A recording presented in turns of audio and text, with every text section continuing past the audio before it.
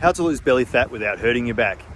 In this video, I'm going to explain how you can not only exercise to avoid your back pain, but how you can address it so you can get back to activities that you actually enjoy. If you've tried yoga, Pilates, chiropractor, if just standing or walking causes you pain, you can even make laying in bed less painful. I'm Dan from the Better Back Movement. After years of lower back pain, being frustrated with paying for various treatments without much success, I studied kinesiology, shiatsu, my personal training certificate, where I specialise in exercise for older adults, before helping people like Sue-Ann reduce her lordosis, her back pain, and sciatica, while losing 16 centimetres from her waist in just 5 weeks. When I was 18, I went to Canada to do a ski season, and the following summer I started raft guiding. People always said, oh, you're so fit and active doing this job. But when I was 22, I started experiencing lower back pain. I struggled to put my socks on in the morning and I had to brace myself to sneeze. And just a day of sightseeing would lead to spasms the next day. I persevered through rafting, kayaking and biking until I ruptured my ACL while I was ski patrolling. And the long, slow, tedious process of doctor visits, x-rays, scans, MRI, surgery, infection, I used this downtime to find answers to my back pain. I did weekly chiro visits. I tried acupuncture, I tried stretching and strengthening my back with little relief until I found a physio who taught me the subtle art of engaging my core with my breath while lying on the treatment table. You see, healthcare professionals used to say strengthen your abs to help your back, and then they discovered the deeper muscles, the transverse abdominis. It's a lateral band of muscle which goes from your ribs to your pelvis, just like a corset. So they call this the core. And just like an apple, it's on the inside.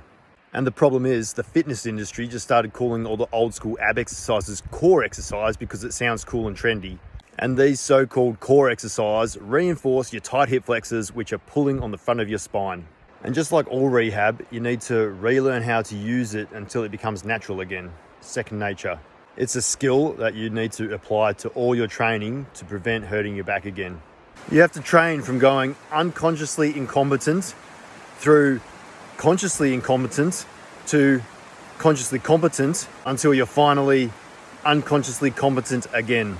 You do this by inhaling into your collarbones, getting nice and tall, and when you exhale, squeeze the air out from below your belt buckle. Your core's engaged and it's going to change your hip posture, your knee alignment, even increase the arch in your feet. The core is known as your hara in Chinese or your prana center in Sanskrit or yoga. People have been paying attention to the way they breathe with these muscles for thousands of years. Just like Tai Chi, Kung Fu, Karate, you're going to get your power from engaging your core. Mastering this skill allowed me to return to working here in the Tasmanian wilderness with back-to-back summers in Canada until I developed bursitis in my shoulders. So I returned to ski patrol, and then I did a season of forest firefighting in Alberta, and then returned to rafting relatively pain-free. Then I knew I had something valuable to offer working as a personal trainer to help others overcome their pain and injury hurdles with their training. But most people just go to the gym to try and lose some fat and get in shape.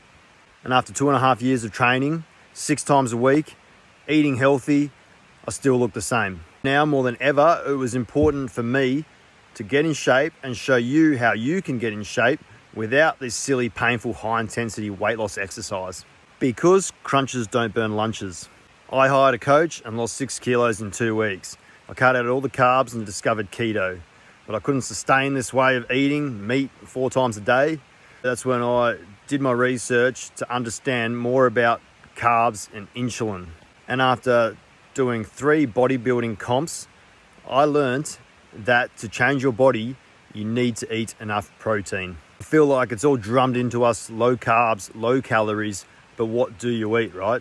Even if you've got slow metabolism, menopause, medication, you don't want to get big and bulky, got PCOS, Hashimoto's, low thyroid, you're vegan, keto, paleo, whatever.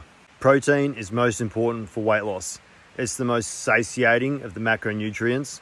It will improve your energy and it has the highest thermic effect, meaning it's going to burn more calories just to consume than pushing yourself through some silly weight loss exercise. Convincing yourself that you walk to clear your head or just to lose it when you're still in pain.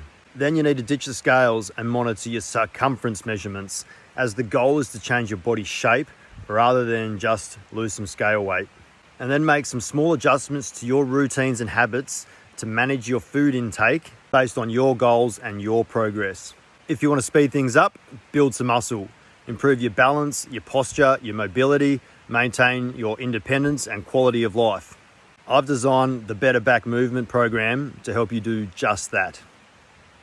You can get started right now with a 7-day free trial. You get the workouts, meal plans, and you can link my Fitness Pal.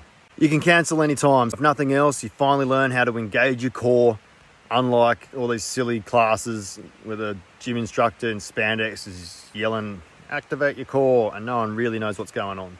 Then you can apply this to building your glutes and middle back. Right now, I'm spending my summer guiding in the wilderness. I'll check my emails and messages between trips because I'm always open to feedback and improving this product for you. And then we can discuss more in-depth personal coaching from there. So hit the link and I'll look forward to helping you get out of the cycle of pain and weight gain.